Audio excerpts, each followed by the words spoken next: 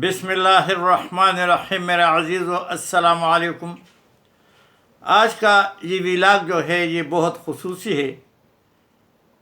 خصوصی اس وجہ سے ہے کہ یہ میرا 600واں یعنی آج 600 ویلاگ میرے پورے ہو گئے۔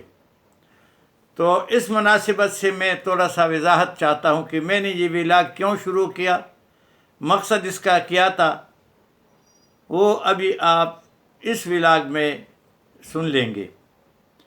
جیسے کہ میں کئی دفعہ کہہ چکا ہوں کہ میں نے پاکستان سے باہر بہت عرصہ گزارا ہے۔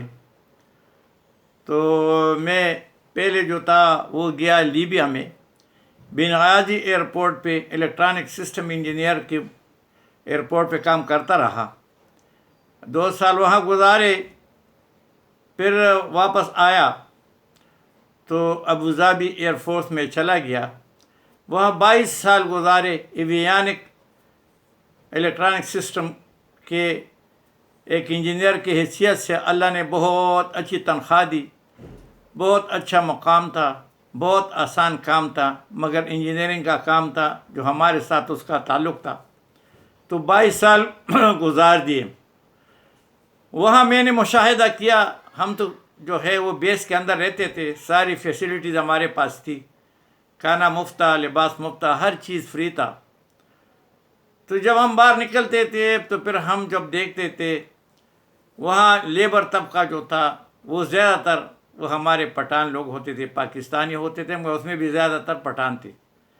سرخ سفید نوجوان بچے ہوتے تھے، مگر کام ان کا بہت مشکل تھا، سخت گرمی میں، اور وہ بیلچے والا کام اور لوڈ والا کام، بہت مشکل کام ان کے ذمہ تھا۔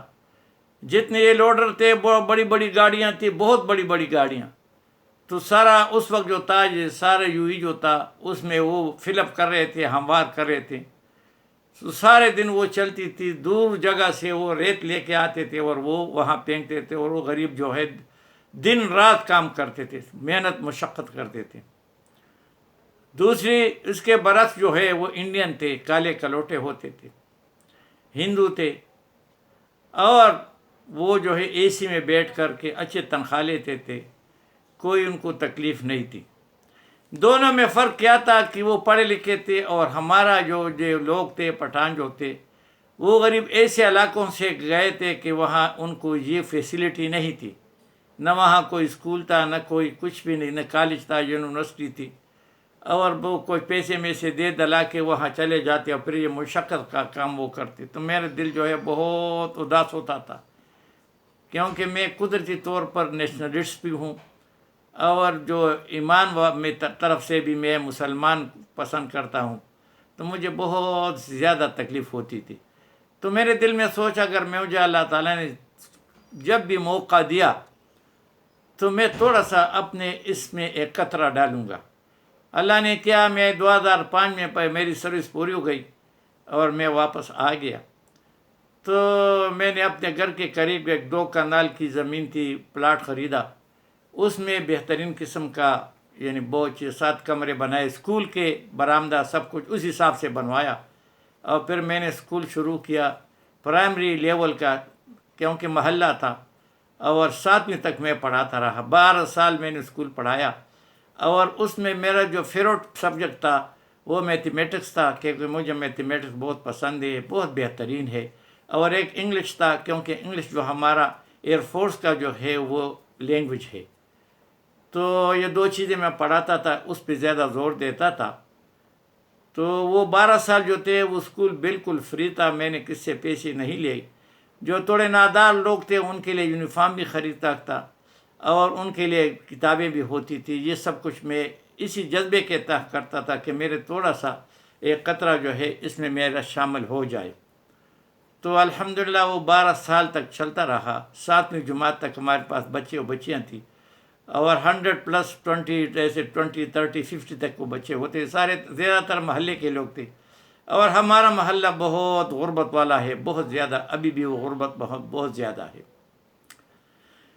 تو پھر مجھے پے در پے 2-3 ہارٹ اٹیک ہوئے، پھر 3 جو ہے اسٹنٹ لگے۔ تو پھر میں نے سوچا کہ زندگی کا کوئی بھروسہ نہیں، تو اتنا جو کمائی کی ہے، پھر آگے بچے لڑیں بھڑیں آپس میں، تو میں بیٹھ گیا اور ساری چیزیں میں نے تقسیم کی کہ بھائی تمہارا یہ، تمہارا یہ، تمہارا یہ، کل لڑنا بڑنا نہیں۔ تو وہ جو پلاٹ تھا اسکول والا ایک بچے کی قسمت میں آیا، تو اس نے کہا کہ میں نے تو مکان بنوانا ہے، پھر پیسے ہوں گے یا نہیں ہوں گے۔ تو وہ اسکول اس کو دے دیا، اس نے اس کو مسمار کیا اور وہاں بہترین قسم کا اپنے لیے مکان بنوایا۔ تو ابھی بھی مجھے اللہ نے عمر دی ہے، ورنہ میرا اتنی امید نہیں تھی کہ میں اتنا زندہ رہ سکوں گا۔ اس مقصد میرا یہ سب کا کہنے کا یہ ہے کہ یہ جو ہمارا پٹھان معاشرہ ہے، پٹھانوں کو اللہ تعالیٰ نے بہت زبردست ٹیلنٹ دی ہے، مگر یہ ضد پہ کام کرتے ہیں۔ اگر اس کو تعلیم میں بیٹھتے ہو کہتے ہیں میں فرسٹ آؤں گا، تو آئے گا، سب کچھ لگا کے کرے گا۔ تو وہ پھر میں نے جب اسکول بند ہو گیا تو کچھ بچیاں جو تھی وہ میٹرک میں تھی، یہاں سے گئی تھی، تو وہ ایف اے سی میں ایف اے میں ہوتی تھی، تو انہوں نے چاہا کہ ذرا تھوڑا سا آپ کے ساتھ ٹیوشن کریں۔ تو وہ جب ٹیوشن کے لیے آتی رہی ہمارے گھر میں، تو ایک بچی نے یہ رائے دی کہ ذرا یہ ہمیں گھر سے نکلنا بہت مشکل ہے، کیونکہ صبح ہم وہاں پرائیویٹ اسکول میں ٹیچر ہے، تو پھر شام کو آتے ہیں تو بہت مشکل ہے۔ آپ ایسا کیوں نہیں کرتے کہ آپ کا ایک چینل ہو یوٹیوب پہ اور آپ وہاں جو ہے ویڈیو بنائیں اس کے بارے میں، اور ہم جو ہے آرام سے اپنے وقت میں دیکھیں۔ یہ آئیڈیا مجھے پسند آیا، تو میں نے جن سے اپنے بچے سے مشورہ کیا، انہوں نے میرے لیے چینل بنوایا۔ مجھے اور کچھ بھی نہیں آتا، بس وہ چینل میں ریکارڈ کرتا ہوں، اس میں نہ کوئی ایڈٹ مجھے آتا ہے، مجھے کچھ بھی نہیں آتا، جو میں ریکارڈ کرتا ہوں اسی کو آگے چڑھاتا ہوں۔ اچھا وہ غلط ہو، اس میں کوئی زبان کی غلطی ہو، کوئی بات نہیں، میں کہتا ہوں یہ اوریجنل ہے، انڈیجنس ہے، اور یہ لوگ پسند کرتے ہیں۔ تو پھر میں نے یہ شروع کیا، تو میرا چینل جو ہے وہ موٹیویشنل ہے، تاکہ بچے جو ہے محنت کرے اور جو فیوچر کے لیے، وہ قوم کے لیے وہ لیڈر بنے، اور اس کے ساتھ جو ہے وہ ایجوکیشنل ہے، تاکہ ان کے ایجوکیشن بھی ملے۔ تو ابھی میں نے اس ایجوکیشن کے سسٹم میں جو ہے جو کچھ میتھمیٹکس شروع کیا ہے، اس میں بھی 26 پارٹ میں نے پوری کیے ہیں، 2-4 اس میں رہتے ہیں۔ پھر جو ہے بیسک جو ہے میں آسان پڑھاتا ہوں۔ آسان یہ ہے جب آپ کو بیسک آئے گا تو انشاءاللہ آپ کو سب کچھ آئے گا۔ تو اس طرح ابھی اس کے بعد گرامر ہوگا، وہ بھی آسان گرامر جو ہوگا وہ انشاءاللہ میں پڑھاؤں گا۔ تو یہ مقصد میرا سب کا یہ ہے کہ اللہ راضی ہو، اور میں اس دین میں اور علم میں تھوڑا سا اپنا جو ہے حصہ ڈالوں۔ تو ابھی اس کے بعد انشاءاللہ اس کا ترتیب شروع کروں گا۔ آپ لوگوں نے اندازہ کیا ہوا ہوگا کہ میرا اور کوئی مقصد نہیں، کبھی بھی آپ نے ہمارے 600 ویڈیو گزریں، کسی میں بھی میں نے یہ نہیں کہا کہ آپ سبسکرائب کریں، لائک کریں اور شیئر کریں، بس آپ کی مرضی ہے۔ اگر آپ کرنا چاہے تو آپ کی مرضی، نہ کرنا چاہے آپ کی مرضی۔ میرے اس سے پیسے کمانا نہیں ہے، اللہ نے مجھے سب کچھ دیا ہے، بس ضروریات میری پوری ہیں، خواہشات جو ہے وہ یہاں کی جگہ نہیں ہے، اور وہ جو ہے آخرت اللہ تعالی ہماری جنت میں پوری فرمائیں گے۔ تو اس کی مجھے کیوں یہ اتنی موٹیویشن ہے، اور مجھے کیوں اتنا دین سے شوق ہے اور علم سے شوق ہے، میں جو ہے ایجوکیشن لور ہوں۔ اس کا ریزن یہ ہے کہ جو پہلی وحی نبی کریم صلی اللہ علیہ وسلم پہ حرا میں نازل ہوئی، تو سب سے پہلے لفظ جو تھا اقرا، پڑھنے سے شروع ہے، اور پھر 5 آیات، علم الانسان بالقلم ما لم یعلم، اللہ نے انسان کو قلم سے علم دی ہے۔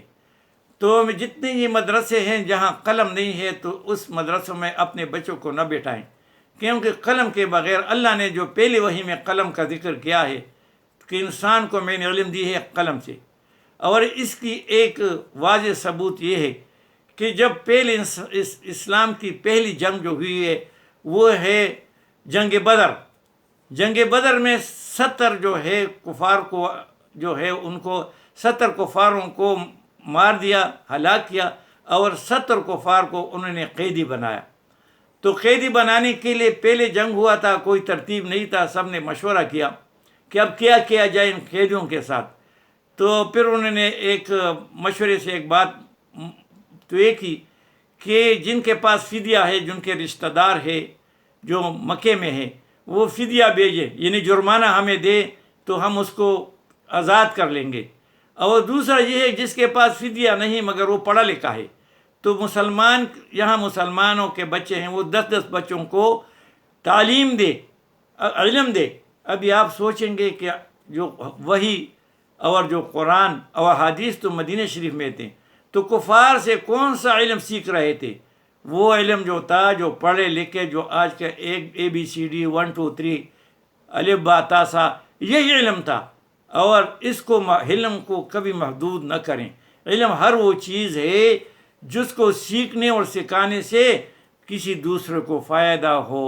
وہ قرآن بھی ہے, وہ حدیث بھی ہے, وہ لکھت پڑھت بھی ہے, وہ یونیورسٹی میں جانا بھی ہے, وہ ڈاکٹر بننا بھی ہے, انجینئر بننا ہے, تاکہ معاشرے میں فائدہ دینے والا وہ فرد بنے, وہ دینے والا بن جائے, لینے والا نہ بنے. پھر آپ لوگوں نے ایک مشہور حدیث سنی ہوگی, نبی کریم صلی اللہ علیہ وسلم نے فرمایا کہ علم سیکھو اگر آپ کو چین جانا پڑے.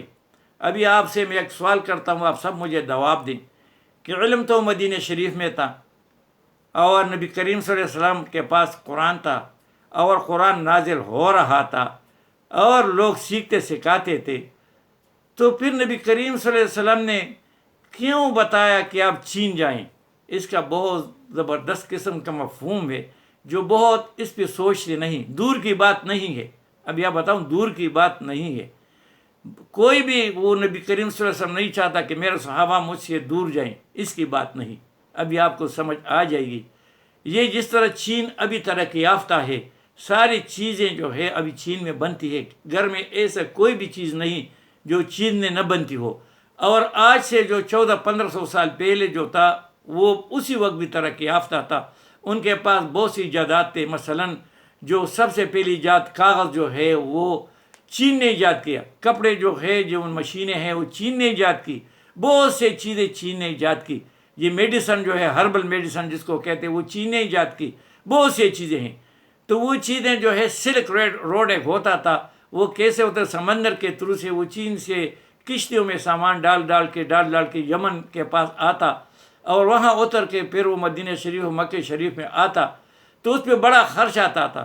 تو نبی کریم صلی اللہ علیہ وسلم نے سوچا کہ اگر یہ ہمارے لوگ وہاں جائے اور وہاں یہ خود سیکھے اور ادھر کریں تو یہ راستے کے خرچے جو ہے وہ ختم ہو جائیں گے, لوگ ترقی یافتہ ہو جائیں گے, اپنے چیز ہمیں سستے ملیں گے. یہ ہے وہ علم. اس لیے علم کو محدود نہ کریں. علم محدود نہیں ہے. ہر وہ چیز, میں جب ادھر بیٹھا ہوں, میں تبلیغ میں ہوتا ہوں, میں جب کسی کو تعلیم دیتا ہوں تو سب کو کہتا ہوں کہ اگر ایک گلکار ہے, میسن ہے, اگر وہ کسی کو وہ اپنی گلکاری سمجھائے گا تو اس کے لیے جو ہے اس کو سمجھائے گا, اس کو سکھائے گا, تو یہ جو اس کو سکھانا ہے پھر وہ کام کرے گا, پیسے کمائے گا, اپنے بچوں کو جو ہے کھلائے گا حلال. تو یہ صدقہ جاریہ ہے اور یہ علم ہے.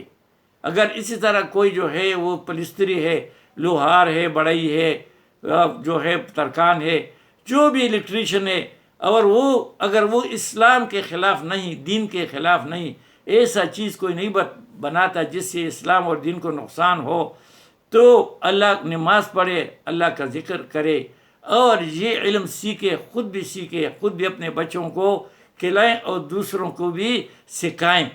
جیسے نبی کریم صلی اللہ علیہ وسلم کے ارشاد کا مفہوم ہے کہ بہترین صدقہ وہ ہے جو اپنے بچوں کو حلال کھلائیں.